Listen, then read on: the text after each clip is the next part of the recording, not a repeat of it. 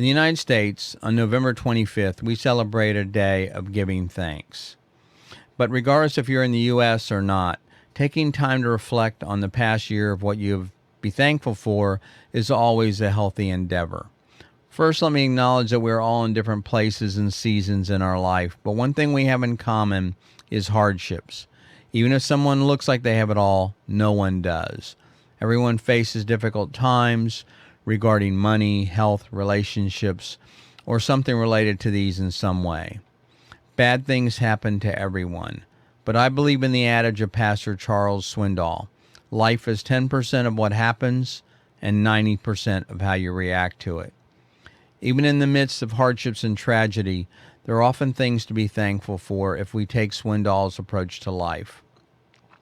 But of course, my expertise is in photography, not psychology. So let me share a few things in areas to consider being thankful for in regarding to the art of photography.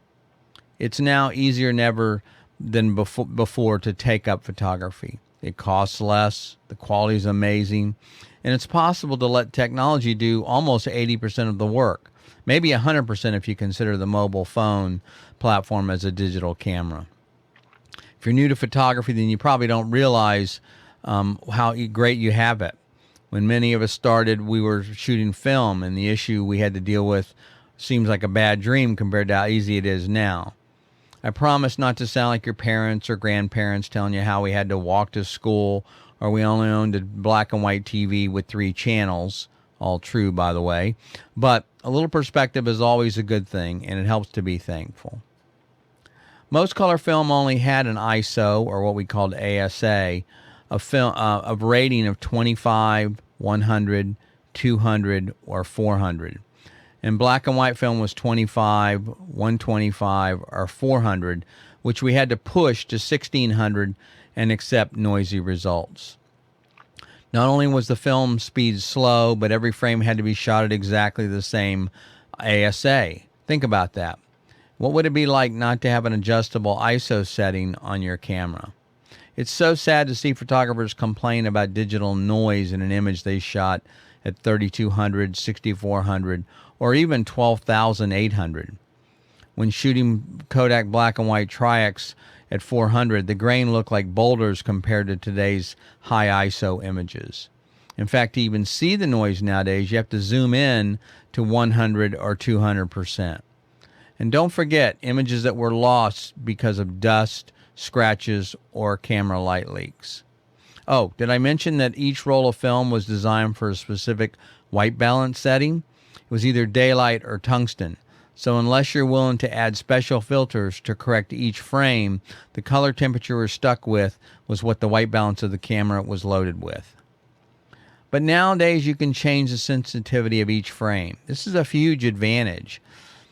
Adding to cameras such as things like the Nikon D6 and others that will shoot at ISO as high as 3,280,000. But even if you're using a basic starter digital camera, they're certainly capable of shooting at ISO 6400 and above with the flip of a switch. It was unheard of not long ago. Even my early digital cameras were unusable above ISO 640. So next time you want to complain about digital noise, remember to be thankful for the amazing technology you now hold in your hand. We have sensors with almost sci-fi image resolution, unbelievable low light performance, and lightweight image stabilized autofocus lenses that can easily out-resolve the lenses used on film cameras. And when it comes to post-processing, when shooting black and white film, many of us had special dedicated dark rooms to process film and prints. These rooms had to be temperature controlled, running water, multiple chemicals had to be measured, mixed, and kept at certain temperatures. Now, I'd be lying if I told you that working in a darkroom was terrible. The truth is I could lose myself for hours working in a dimly lit room with a special 25-watt amber bulb. But digital today is just amazing. We sit in our living room with the lights on, watching TV while processing thousands of images with a click, click, click of a mouse. The latest software with artificial intelligence can determine what is sky, what is horizon, and trees, and allow you to scroll through a built-in library of skies and replace the original sky perfectly with the click of a mouse. And of course, Photoshop has been around for decades, which allow us to create images out of thin air by compositing portions of images we collect. Of course, retouching has always been part of photography, but in the past it involved a soft pencil directly on the negative, or sandwiching negatives or copying slides or prints to build a composite image. So, next time you catch yourself complaining about post-processing, remember, it wasn't long ago that you had to wait days on a lab to process and print your negatives. And that was either a roll of 12 images or for medium format, or 24 or 36 frames on a 35 millimeter film. The days of spray and pray to get one good image didn't exist. Be thankful we have such amazing capability at our fingertips. Think back just 5 years ago at how software and computers have advanced. As artists, we can take whatever we can imagine, with very little work or cost, produce a work of art that was impossible only a few years ago. In education, that's amazing. If you grew up during the time of the internet, then you may not appreciate it wasn't that long ago that if you want to become a photographer, your primary source of information was something called the public library. That's right. You had to physically go to a location, search through a 3x5 card catalog, then search for the actual book. But to make it more frustrating, the book, the one you really wanted, the one that was the most popular, was likely already checked out. And that meant you had to wait up to 2 weeks for it to be returned to get your hands on the information you needed. Information now is at your fingertips. So many of you can't imagine what it seems like now. It may seem archaic the way we used to have to get this information, but it goes to demonstrate how easy it is to educate yourself. Whether it's wading through thousands of random YouTube videos or an amazing online education source, you can now go through at your own pace and learn every aspect of the photographic and creative process.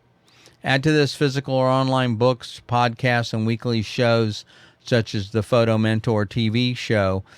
These education resources are available everywhere. There's no excuse not to be able to grow as a photographer more quickly than any time in history. So, if you want a dose of reality, visit a public library, if you have a library card, of course, and check out a book sometime before you complain about not finding the information you need. But now it's my opportunity to thank each of you, to thank you for asking the questions that remind me of what I need to be teaching. I'm thankful for those of you who subscribe to the YouTube channel or join the Facebook group. Being able to interact and make new friends from all over the world has given me great joy. I'm so thankful that you allow me to be part of your journey and that you share your images and you're able to help me in some small way to help you. I take great pride in seeing you, my friends, get excited about photography. My passion is in sharing the lessons I've learned from being a working professional for 30 years. But more importantly, is to help you become an artist, to see the world through new eyes, and to tell your stories through your art. Creativity is contagious. Pass it on.